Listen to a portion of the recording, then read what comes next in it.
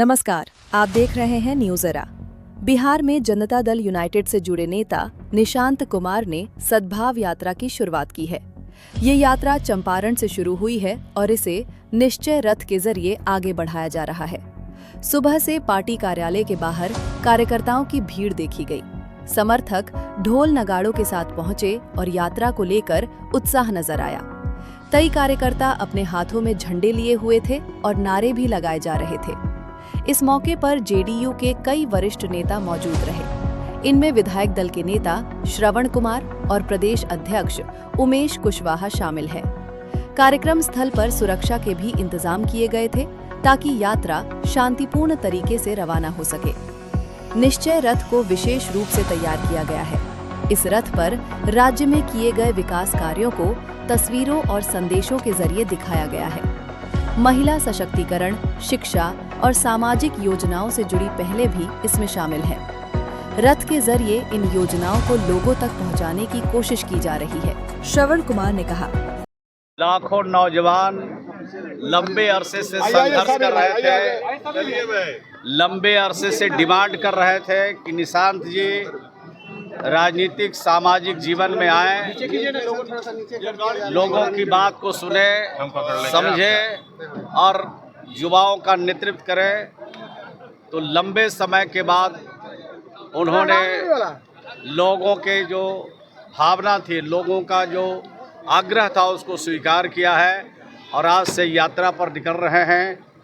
गांधी जी की कर्मभूमि से यात्रा शुरू करेंगे और उसके बाद पूरे बिहार में यात्रा पूर्ण करेंगे और संवाद नीचे के हमारे जो गांव के, वार्ड के, पंचायत के, प्रखंड के, जिला के जो कार्यकर्ता हैं उनसे संवाद करेंगे।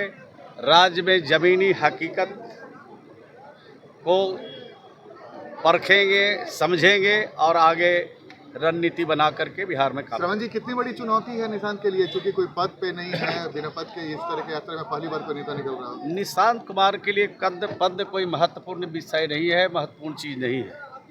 पद लेना चाहते तो जो पद चाहते वो मिलता, लेकिन पद की परवाह किए बिना वो चाहते हैं कि पहले हम लोगों के बीच में जाएं, लोगों के बातों को सुने, उनसे मिले जुलें और मिलने जुलने के बाद ज़मीनी हकीकत को परखें, समझें और उसके बाद आगे बढ़ेंगे।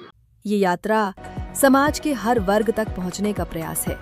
सरकार की योजनाओं को लोगों तक पहुंचाना इसका मुख्य उद्देश्य है।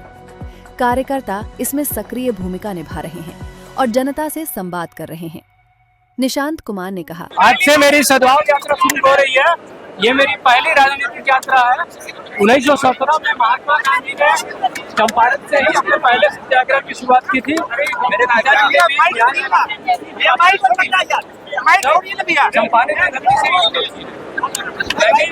चंपारण से अपनी यात्रा शुरू कर रहा हूँ। सबके साथ समान भाव, प्रेम की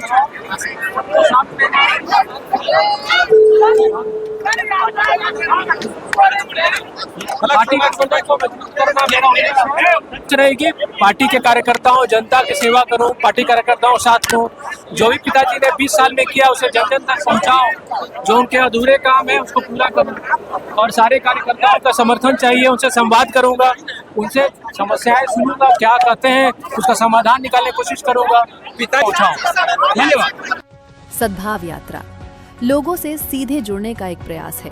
हम चाहते हैं कि विकास से जुड़ी जानकारी हर व्यक्ति तक पहुंचे और समाज में सकारात्मक संदेश जाए। यात्रा को कड़ी सुरक्षा व्यवस्था के बीच रवाना किया गया है। प्रशासन की ओर से पर्याप्त सुरक्षा व्यवस्था की गई थी। राजनीतिक विश्लेषकों का मानना है कि इस तरह की यात्राएं जनसंपर्क बढ़ाने का एक तरीका होती हैं। इसके जरिए पार्टी संगठन को जमीनी स्तर पर मजबूत करने की कोशिश की जाती है। बिहार की राजनीति में इस समय कई दल सक्रिय नजर आ रहे हैं। ऐसे में इस यात्रा को भी राजनीतिक नजरिए से देखा जा रहा है। ये यात्रा आने वाले दिनों में राज्य के अलग अलग जिलों से होकर गुजरेगी। हर जिले में कार्यक्रम आयोजित किए जाएंगे और लोगों से बातचीत की जाएगी। पार्टी की कोशिश है कि ज्यादा से ज्यादा लोगों तक अपनी बात पहुंचाई जाए। साथ ही लोगों की प्रतिक्रियाएं भी जानी जाएं। इस यात्रा को लेकर कार्यकर्ताओं में उत्साह देखा जा रहा है, लेकिन इसका असर राजनीतिक स्तर पर कितना पड़ता है, ये आने वाले समय में स्पष्ट होगा। फिलहाल सद्भाव यात्रा की शुरुआत के साथ जेडीयू ने एक बार फिर जमीनी स्तर पर सक्रियता दिखाने की कोशिश की है और अब नजर रहेगी इस यात्रा के अगले चरणों पर। फिलहाल इस रिपोर्ट में इतना ही। वीडियो को लाइक और शेयर करें, चैनल को सब्सक्राइब और फॉलो करें। साथ ही अपनी प्रतिक्रिया कमेंट बॉक्स में देना ना भूलें। नमस्कार।